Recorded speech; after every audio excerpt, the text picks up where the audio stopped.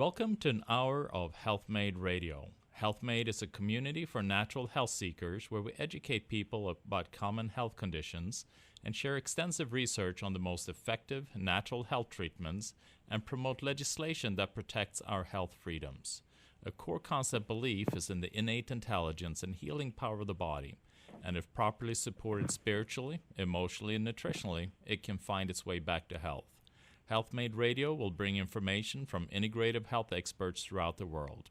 Check us out at healthmade.co. Health is what you make it.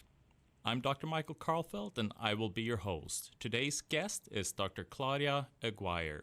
Dr. Claudia Aguirre is a neuroscientist and mind-body expert. She earned her doctorate degrees in neuroscience from the University of Southern California, and she recently completed a year-long certificate course on mindfulness, yoga, and social change from Loyola Marymount University. She's also a TED-Ed educator, creating various neuroscience-related lessons which have reached millions worldwide. She researches the latest science around mindfulness and meditation and communicates these findings to the Headspace audience. Dr. Claudia, it's such an honor to have you on the show today, and I'm so excited to chat about the skin and the brain connection. Hi, I'm happy to talk about it. Thanks for having me. Well, thank you. So how does the skin act as a second brain? I know that that's something that you talk a lot about. Yeah, it certainly is. As you mentioned, I'm a neuroscientist, but I've done quite a bit of work on the skin and in the skincare industry.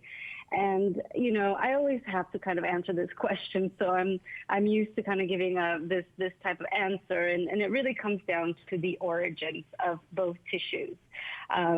So at one point, the brain and the skin used to be the same thing. I think a lot of people don't know that. And the reason is when we are little embryos inside our mother's womb, I know it's almost Mother's Day coming up. So at some point, we were all inside our mother's womb. And we had three what are called germinal layers. And one of these layers is called the ectoderm.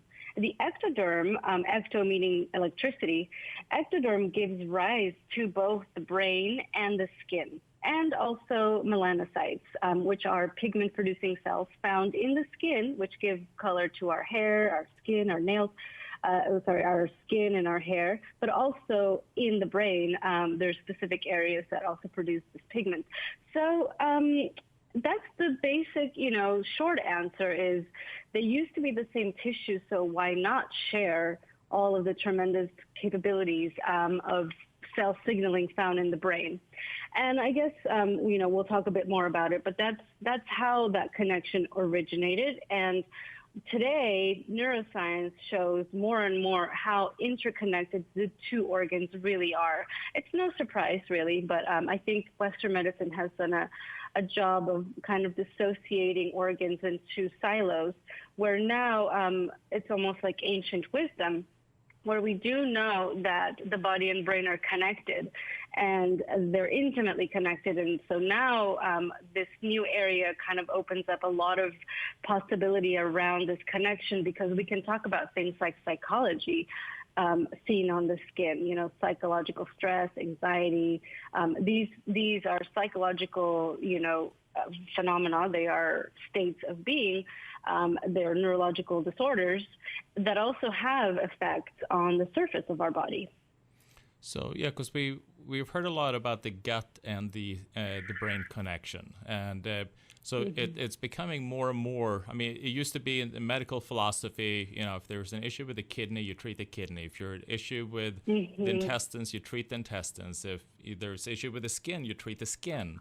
But now we got to look beyond that, and we got to look at the body as a whole. Absolutely. I mean, now we're seeing things like the origin of something like Parkinson's disease, which is a neurological disorder, might originate in the gut. And also, I wouldn't be surprised if in the near future, or maybe the future, we'll start to see some of this play out on the skin as well, that maybe the skin is the source of the inflammation that leads to something like Parkinson's and Alzheimer's and things like that. Because these inflammatory states are what that travel around the body, the inflammatory signals that can affect things in the long term. Yeah, because skin is kind of like it's our outer layer, it's our communication to the rest of the world. And so if we are then exposed to, let's say, chemicals or toxins, or let's say we don't get enough physical touch, then that can actually then impact our brain and how it develops and how we feel mood-wise and so forth. Absolutely. I mean, you touched on a huge part of this story, which is touch. And I think, we already have some data showing that we as human animals need touch to actually form our brain properly. And not just our brain, but also our lungs, our heart, our cardiac tissue. So studies on premature infants have shown that when these infants are given kangaroo care, which is basically holding them skin to skin, giving them a lot of skin to skin contact, they develop their lungs faster and more efficiently, and obviously their heart, their little hearts also develop better than the infants that don't receive this kind of care. So human touch is paramount to our development, both physiological and psychological. So it's almost then when the baby is born, and if the baby is separated from the mother and it doesn't get that immediate contact and connection and being held or laying on the breast of the mother, that actually has a huge impact in the baby's development then. Absolutely, definitely. I mean, again, like we've seen this in unfortunate cases with, infants that have not been touched. And there is a drastic difference between the level that they can attach in future relationships. So we're talking psychological changes here, but also, like I said, physiological, which I think is the biggest impact. Is it literally changes our body's chemistry when we receive touch. So receiving constant caressing touch. So not just, here is a piece of, soft cloth, go play with it. It actually has to be this, connecting human touch. We can get into the physiology of this. There are specific receptors in the skin that completely transmit signals from a caressing, gentle, human, warm touch with a good intention, all the way to the emotional part of the brain, rather than the somatosensory cortex, which is where we kind of gauge things that are hot versus cold, or hard versus soft, or scratchy versus tickly. So that part of the brain is not really, being stimulated by something that is like a gentle caress. This caress travels through a completely different set of nerve fibers found in the skin, traveling through a different speed. So obviously when you touch something hot, you just jump back before you're conscious about it because it's a reflex. These signals travel at the speed of a Ferrari, for example, versus the signals that are done, that are due to someone giving you holding your hand during a painful procedure, or just kind of lightly petting. It could be an animal too. You could be petting your rabbit or your cat or your dog, and that is going to be a different kind of touch that stimulates this emotional part of the brain, and it's connected to memory. It's connected to all of our social aspects. So our social brain depends on touch. And you were talking also about epigenetic changes that takes place actually from touch. I mean, can you tell me a little bit more about that? So again, we change the body and brain chemistry through this gentle touch, and so not receiving the touch can affect how our genes respond to stress, for example. So in terms of epigenetics, we're talking about not your blueprint, because your blueprint is your genetic blueprint, and that's how you're meant to function. But what's more important is the expression of proteins from the genes, which in layman's terms means how you react to certain stimuli. So for example, you might be born with perfect genetic code for handling stress, but when we don't have the support that we need as infants, or even in the womb, the levels of stress that a mother experiences can also kind of transmit to the developing infant. And so in either case, the levels of stress that we're exposed to, how can we be resilient against them? As humans, I think touch is a big part of it because it's releasing hormones like oxytocin, for example. We're developing bonding through this. And I think nowadays, with the pandemic happening all over the world and people being so careful about touching other people, we're going to see some interesting things in the next 10 to 20 years, whether it's tied to something like diabetes or any sort of cardiovascular disease or anything like that, due to the stress and anxiety, for one thing, but also the lack of touch, of de-stressing ourselves, that I think we're going to start to see some chronic effects down the line. That's fascinating. I want to talk a little bit more about that. We're going to take a quick break. You're listening to Health Made Radio. I'm Dr. Michael Karlfeldt. I'm here with Dr. Claudia Aguirre. We'll be right back. Welcome back to Health Made Radio. I'm Dr. Michael Karlfeldt. I'm here with Dr. Claudia Aguirre. So, that is actually fascinating. We're looking at everyone thinking that social distancing is the appropriate thing to do, and obviously, if somebody is sick with a virus or sick, then it's good to not hang around them too much. But it's also you got to look at what costs are. What are we paying by not having social interaction and not having close contact? And you're actually pointing out then that you think that might increase things like diabetes and cardiovascular concerns in the future if we continue down this road. I think it might. I think it is the fact that we touch as a social species, I think, is so important to our development that it might affect all of that. If you think about it, just a few weeks into conception, the first sense to develop is the sense of touch, which is so interesting because you're just tiny little embryo floating around this amniotic fluid, and that's the first sense to develop, is the sensory cells in the skin in that outer layer are starting to activate. And that's fascinating because, before we have sight, before we have hearing, before we have the sense of smell, we've developed the sense of touch. So I do think that it's more important than we've given it credit for over the years, just because it's been a very difficult thing to study. It's only been the last 20 years that we, as in neuroscience, have looked at, hey, there are specific receptors to gentle touch that are completely different than all of the other receptors that we've looked at, like the Pacinian corpuscles and, the ones that sense levels of temperature and stress, physical stress, that is, like how hard you touch something, all of that. And so because it's such an innate part of our social brain, I think we're going to start to see the repercussions. And I think today, because we're living in this pandemic, this no touch zone, we're going to have to start to think, how are we going to cope with this? Is it compression? Are we going to look into mechanical compression that's going to sort of robotically, stimulate these specific receptors in our skin? Are we going to have to do, more social touching with our people that are in our bubbles, so to speak? So not strangers, but just people that were, accustomed to being in our homes. Maybe we give each other massages, things like that.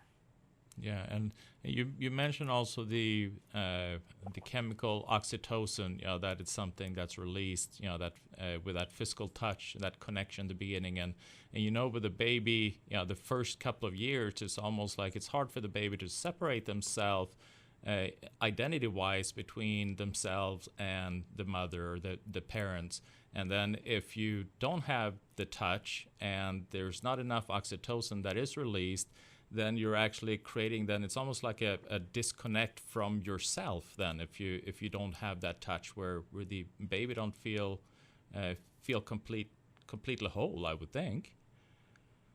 Right. That's interesting. Again, it's something really difficult to investigate from a science perspective, but I think, there's definitely something there. A baby does depend on a mother or a caregiver. It doesn't have to be a woman. It could be a man. It could be just any human with soft skin will do, it turns out. But the intention does have to be there from the caregiver. That is, they want this love. It really does come down to the word love, because that's what it is. You know, when you have this deep sense of caring for this little baby that is completely helpless, you know, unlike other animals that can stand up on their own and they're kind of independent and they can eat on their own, the human infant isn't like that. And so when there is a caregiver that is able to provide, you know, the care, the love, the touch, the loving touch, then you can promote the development of their organs and their system in a much better way. And we have that term neuroplasticity, meaning that, you know, the brain and the nervous system, how that changes and how it depending on its environment, and you know, we touch a lot about how then obviously then the skin, the touch can then change completely how the brain develops and how the nervous system develops and the amount of stress that you're dealing with. Yeah, definitely. I mean, I think, you know, and I've said this in my TED Talk in the past, that I believe that we will find new neuroplasticity of the skin. I think that in the future, we'll be able to tap into the skin for its untapped potential. For example, the sense of hearing, you know, another sense, is also linked to our sense of touch. So can we manipulate the sounds coming in through our skin to hear better? Can we sort of have superhuman hearing by, you know, sort of manipulating the vibrations that come from the acoustic waves through our skin? And can that, you know, somehow create better hearing? The studies already show that that is a possibility, because people that have hard of hearing or even deaf people might be able to hear better when they wear gloves that transmit specific vibrations to their fingertips, and they could actually hear better. So I think we will have a lot of, well, hopefully in the future, we will see this untapped neuroplasticity of the skin. And that was fascinating, because I know in one of your talks you're talking about this lady that were hearing tones even though, what was it? She could feel the tone even though there was no kind of shock, you know, that was taking place. Right. So she had a stroke. You know, she wasn't born this way, but due to the stroke, some of the signals, some of the cells in her brain, the neurons, kind of got intermixed, because the stroke is this, you know, injury. And so the surrounding tissue has to kind of compensate. And so because it happened in the area of her brain where it was near the hearing cortex, you know, where we can hear things, but it was also close to her sensory cortex where she can feel things. She was able to feel sound in a much deeper way than we can. And so for me, that says that maybe there is, you know, a way for us to feel sound if we could just maybe manage this complexity somehow in the future with technology. So she developed a form of synesthesia, and listening to something that was a deep bass felt like a relaxing massage for her. I think this is so important because it also opens up the possibility of things like sound therapies, music therapies. Again, the brain is wired for sound. The brain is wired for, the human brain in particular is wired for music. The way that the human brain, wires musical tones is completely different than the way that we, that we're wired for speech, for example, or other sounds. So there are specific pathways that are basically meant for music in the human brain. And I think that, again, has so much potential for our future health and well-being. How can we tap into this to improve our wellness? Yeah, and it was just fascinating to me. You made the statement that, that the skin has as much neuroscience as does the brain. So it's almost like, where is the brain? Well, we're so used to it being in the head, but now we recognize that it's pretty much all over the body. It is all over the body. I believe that we are a mind-body unit, because the skin, as you mentioned earlier, is our receptor to the world, to our environment. the skin is how we know when it's cold or hot, that there's sunlight coming through our skin as well, but also our eyes. And so, there are things like when we think of the eye, we have these receptors that are called, they're these opsin receptors. They're basically found in the retina. There are these types of cells found in the retina that kind of tell the eyeball, the brain, through the eyeball that, there's UV coming through, there's light. But they've also found these in the skin. Do we know exactly why they're there? No, we don't. But, again, like maybe we're this one unit and we've been missing some things. And, we didn't mention another thing called the interstitium, which is the space between the cells. Again, we just have for so long dismissed this as just, empty space, negative space, but maybe it's not. Maybe it's everything too. It connects everything, fascia and the interstitial space, and then all the solutes that are found in there, all of the chemicals, all of the communication that has to happen. So I think we're getting close to understanding a better sense of how our mind and body work. Yeah, and the science about the fascia and how it's such a communication network, throughout the whole body. I mean, that science in itself is exploding as well, isn't it? Mm-hmm. Yeah, and I think it's due time for that because, again, we've been kind of we've dismissed the skin even to this day. If somebody has a skin problem, it's like, it's just surface, here, it's eczema, put a cream on it, but it's actually not, or psoriasis, it's psoriasis isn't even just a skin problem, it's a metabolic disorder. It's linked to arthritis, it's linked to depression. So it can't just be a surface issue.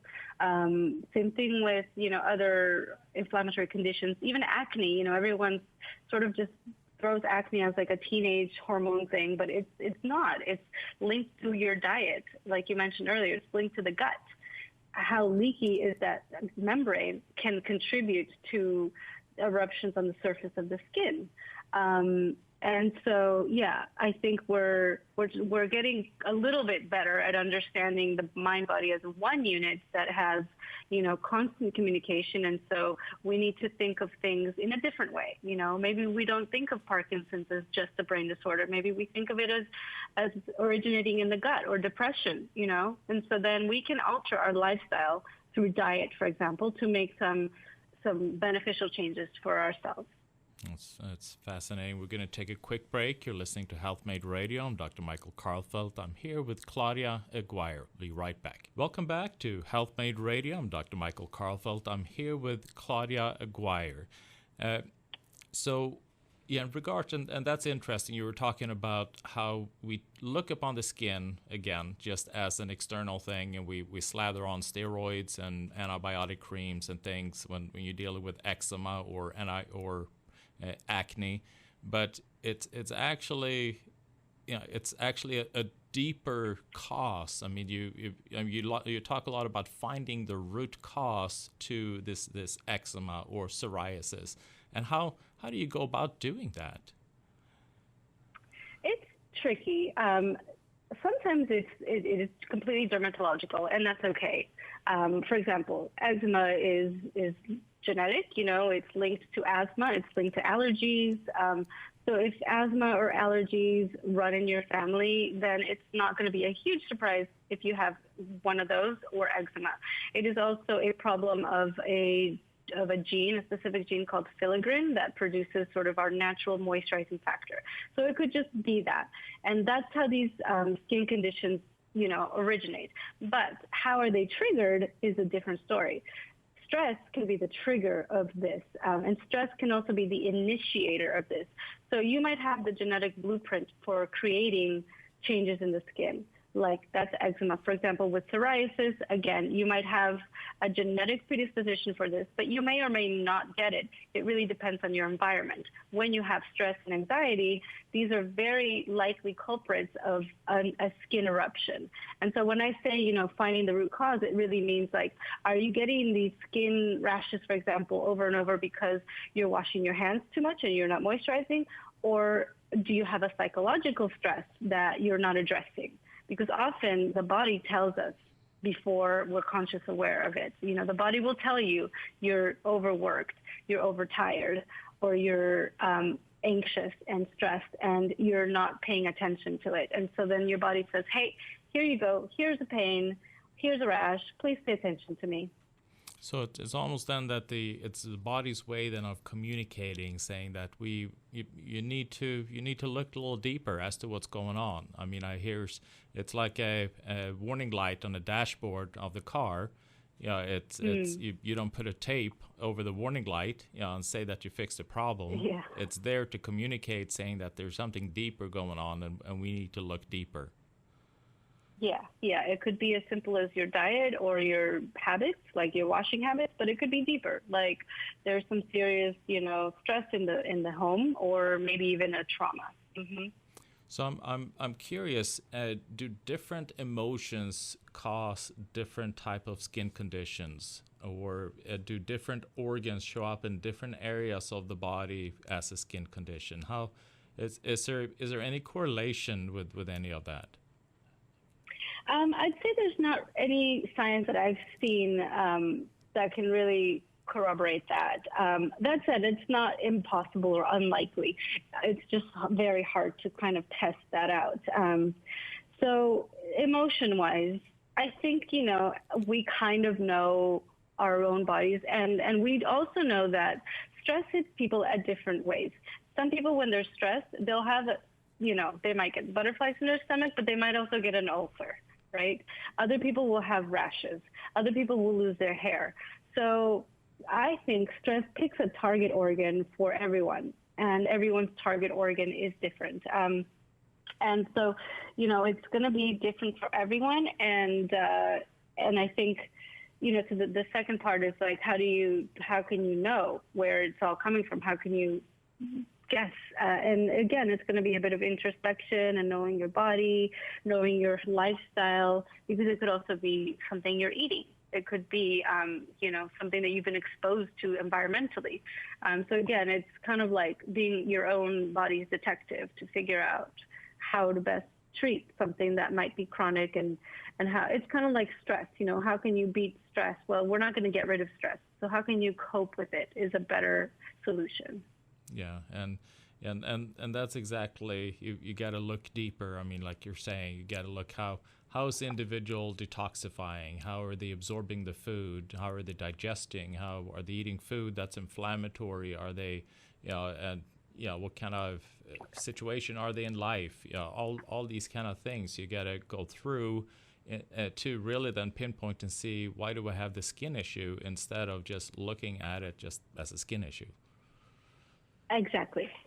And with the skin, then obviously there's so much stuff that people put on their skin, and a lot of them are pretty toxic. A lot of toxic chemicals. So when you apply that on the skin, if we then have a brain skin connection, that there's so much nerve intervention throughout the skin, you're literally then creating toxicity for your brain by putting it on the skin. It depends. So like the skin is a wonderful barrier too. So it is a primary barrier. I know that there is some wording out there that, we absorb 60% or something.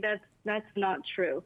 And that's a good thing, because otherwise, if we were such sponges, we would be riddled with all sorts of germs and horrible things. And so I think we can sort of take a good deep breath and say, good, not everything that we put in our skin is going to get absorbed into the body. That's the good thing. That said, when the skin is broken or damaged, then yes, you do have to worry about the things that you're going to put on that sort of damaged, broken skin. There's also sort of these micro cracks that happen that we might not be aware of, especially on the facial skin, which is thinner. And the things that can cause these little micro cracks are temperature, for example, cold temperature, low humidity. This can actually cause the skin to have these little micro cracks. And so, yes, when you put something on like a cream or a sunscreen or something, then this will penetrate a little bit deeper. That said, your body is also fantastic at getting rid of junk. Your lymphatic system and your immune system, if you're optimizing your lymphatics and your immunity, then you shouldn't worry really about the stuff that you're putting on the surface of your skin, because you have a good barrier against the environment. And so I think, it'd be more important to know and think about the things that you're putting in the inside of your body, which I think is more, critical to our health and well-being. So how, because I know you do a lot to really work on the skin. You've consulted in a lot of different skin products. I mean, so what are some of the main things that an individual need to do to keep a healthy skin? Because it sounds like if you have these micro cracks that you are more vulnerable. So obviously you want to minimize that. Yeah. Again, I think it does come down to being minimal. I think the human skin doesn't need a ton, which is great, especially when you have normal skin. If you have inflammatory skin, if you've got acne, rosacea, eczema, psoriasis, these are all inflammatory skin conditions. You want to be more careful about having more minimal ingredients and also calming ingredients. So, looking for things like oats, looking for things like chamomile, like these are just calming, non-toxic, obviously, ingredients. And toxicity in skincare is really blurry because as a scientist, I mean, I would rather use, a clean vitamin A than, for instance, a carrot mask. And, why?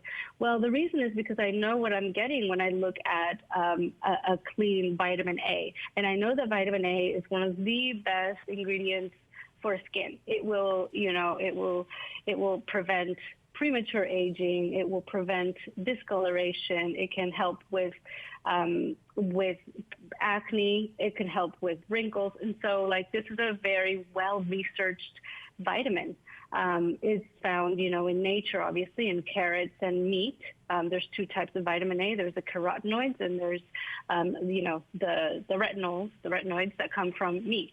And are you going to put a piece of steak on your skin? Maybe not. That's not going to penetrate. And so that's what I'm saying is like a mask made of just mashed up carrot, one, may not be formulated to penetrate a little bit deeper, and two, it's more complex. When you think about a carrot, you're talking about all of the chemicals a carrot has, which could be thousands. You're not just talking about vitamin A, you're talking about all of the wonderful things that a carrot has, but also the pesticides that are grown with it, et cetera.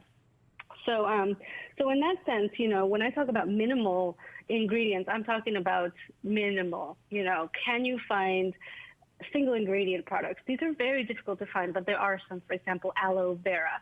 That if you find that it just has one ingredient, aloe vera, in your gel, great. It's going to help with soothing the skin. Do you want to put it on your face every day? No, it's going to be too sticky. Other things, vitamin C is another wonderful ingredient for skin because we are one of the only animals that do not produce our own vitamin C. So, for example, a cat doesn't need to eat oranges because they already make their own vitamin C. But because we can't, we need to take it from our diet.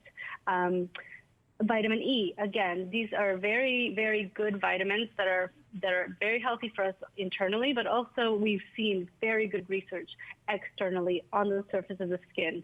And I would say those are your key things for having a healthy skin are looking for the vitamins, vitamin A, vitamin C, vitamin E, and sunscreen for prevention of, future kind of inflammations that happen from the UV light, especially if you live somewhere, that's sunny. Like I'm in Los Angeles, and so people are inside. You don't need to wear sunscreen. But if you're going outside, then, you might want to use it to prevent sort of premature aging. Going to take a quick break. You're listening to Health Made Radio. I'm Dr. Michael Karlfeldt. I'm here with Dr. Claudia Aguirre. We'll be right back. Welcome back to Health Made Radio. I'm Dr. Michael Karlfeldt. I'm here with Dr. Claudia Aguirre. Dr. Claudia, so the main, you mentioned vitamin A, vitamin E, and vitamin C as some, these are known powerful antioxidants and to protect the skin from free radical damage. Another thing, I mean, we're talking about the gut. You're talking about how it has a microbiome. You know, it has these different bacteria that's crucial for our immune system, for production of different nutrients, also production of neurotransmitters, and different proteins, and so forth. Does something like that exist in the skin as well?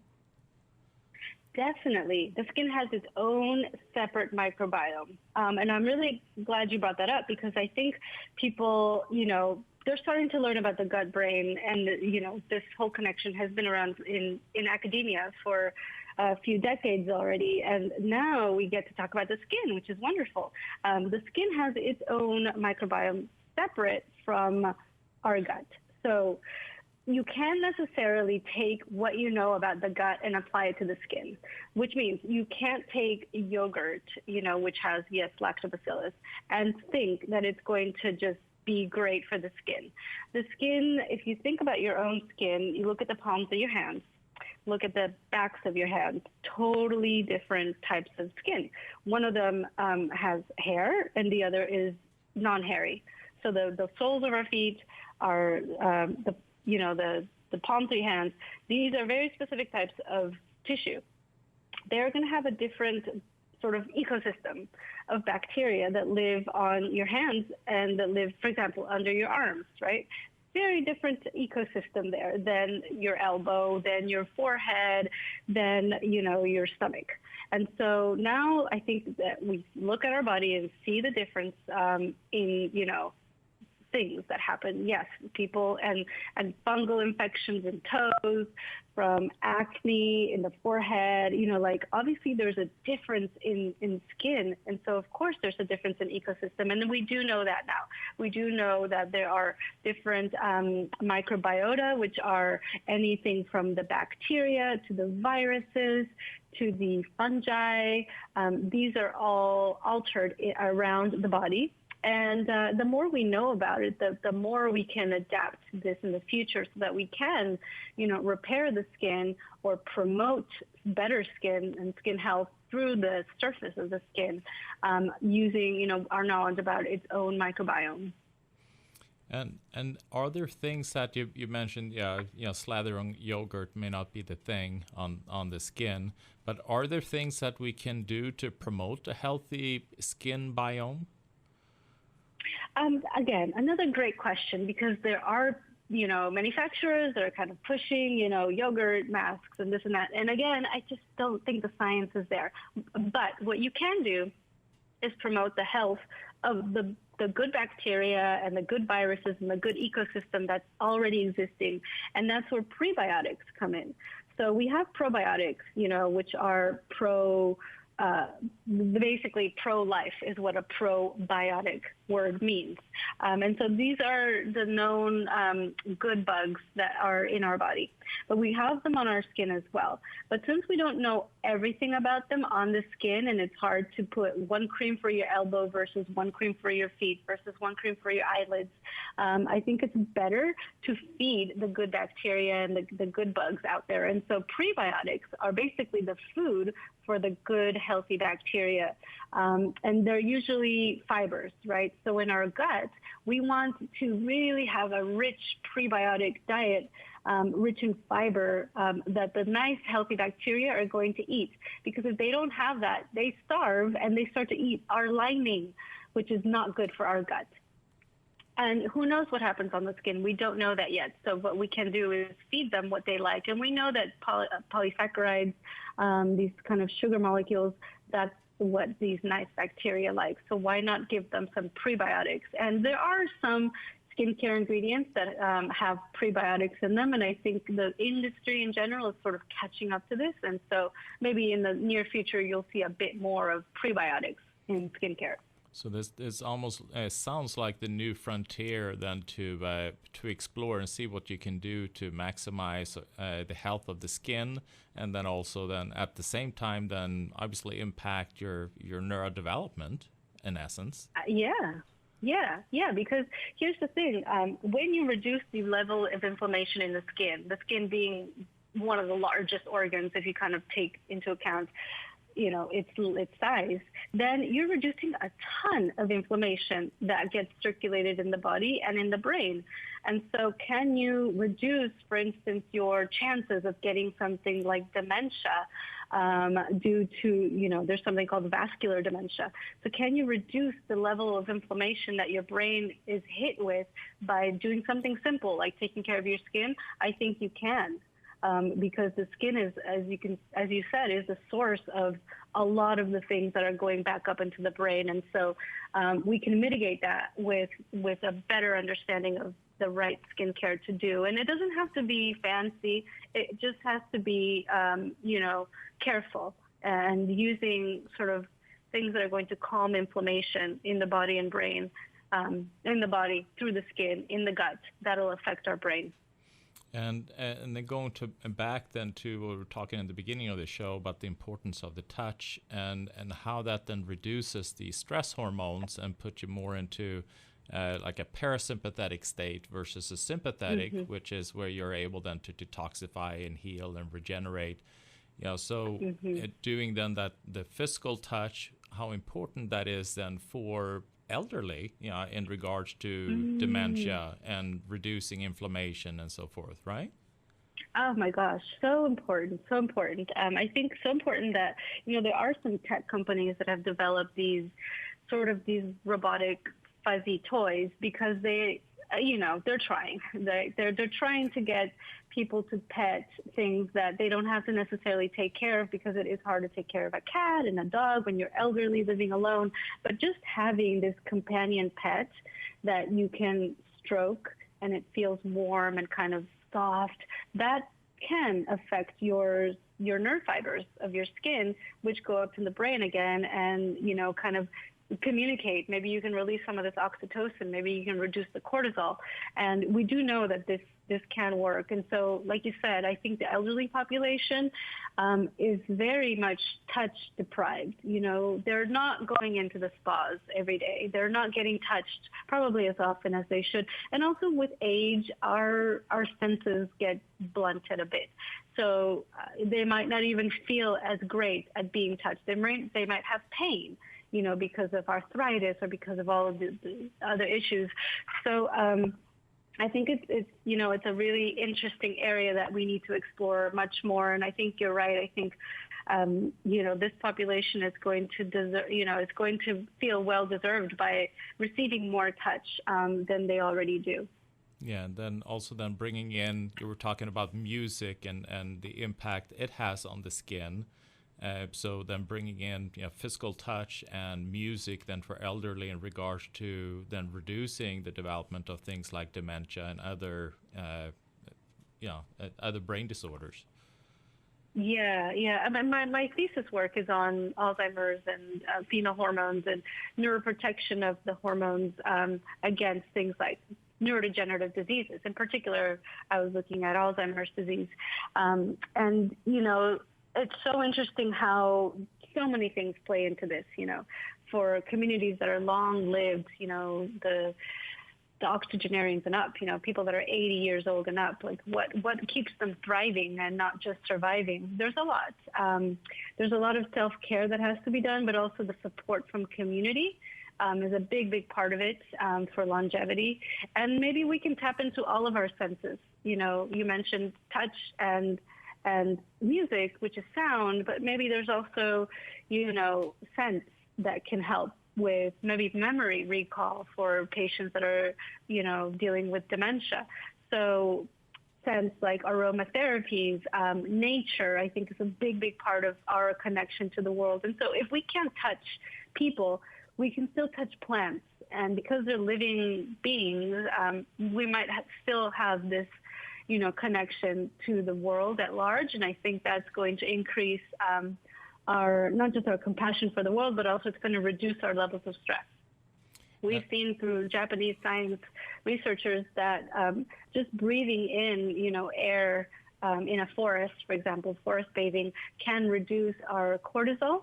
It can increase our natural killer cell activity, which is our immunity.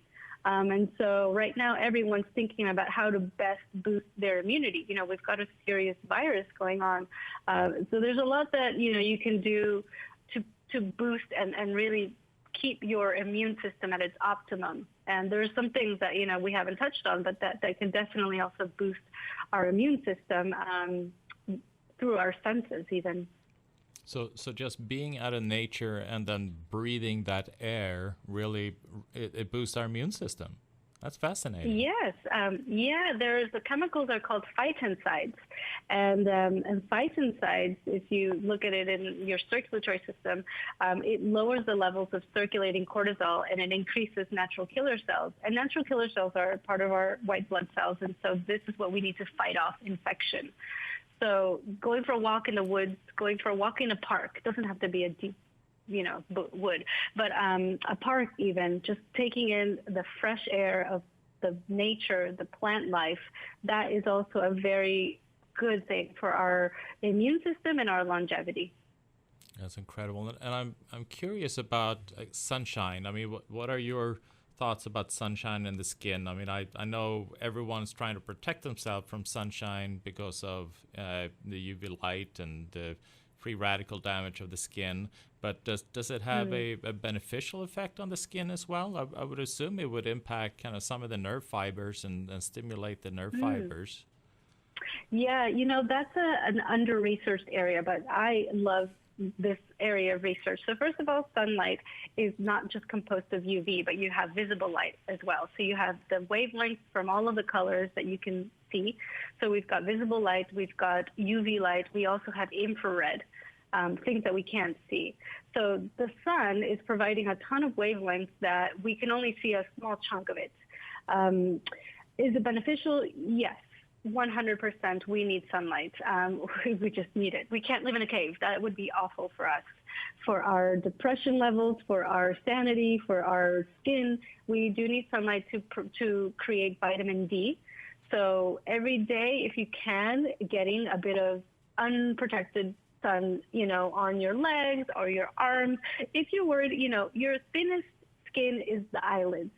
So one of your, the more exposed skin is the eyelids. And so why don't you protect your facial region and then keep, maybe your hands, maybe if you're concerned about wrinkling your hands, but you can keep, your arm exposed, your legs exposed, your chest, your torso, not overexposed. So there's levels. People tend to go one way or the other too much. And so I'm talking about moderation. So yes, having moderate levels of UV, infrared, all of that is definitely beneficial to the skin. There's even things like infrared saunas, which are taking this, this wavelength from the sun to kind of promote some health and well-being. That is still sort of, I think, it's an area that needs to be researched more because we also know that infrared can damage the skin in the way of free radical formation, like you mentioned. But the short answer, I'm going on and on, but the answer is yes, there is a benefit to exposing your body to the sunlight. Again, doing it in moderation so that you don't cause too much oxidation, which can lead, and free radical formation, which leads to damaged cells. DNA damage leads to cancer. So we don't want to get skin cancer. You don't want to, overexpose your body to UV. I know, there's a little bit of a misunderstanding about how to kill this virus, and people might think you could take UV and just burn it off. No, you can't. The virus, if it's in your lungs, you're not going to sit in a tanning bed and kill it. It's not going to happen. So again, sunlight is necessary, but we don't want to overexpose your skin to the harmful rays. Yeah, exactly. It's like, and you mentioned that moderation is always the key, and you have sunlight it is important, but even the best things in overdone can be damaging. And in regards to the virus, they're mentioning it's the UVC, which is the stronger type of UV light, that kills it. So, well. Dr. Claudia, thank you so much for chatting with me today. And I know the research that you've done, I think, is just extremely fascinating. And it is truly the new frontier. We've learned so much about the gut and the brain connection, which is which in itself is revolutionary. And now we're just taking that next step in understanding the skin. And I'm really grateful that you are taking, that you're leading that. So thank you so much. Thank you. And, if your listeners want to hear more, again, it's just, there's so much out there, and I try to provide as much as possible. So on social, you can just find me at Dr. Claudia, or just on my website, drclaudia.com, or in your show. Maybe we'll do some more future interviews. But yeah, I'm just happy to provide some of the scientific insights that I'm seeing in this area, and trying to get people to think of their skin differently. Wonderful. Well, thank you so much. That is it for today. You're listening to Health Made Radio. Remember, check us out at healthmade.co. Health is what you make it.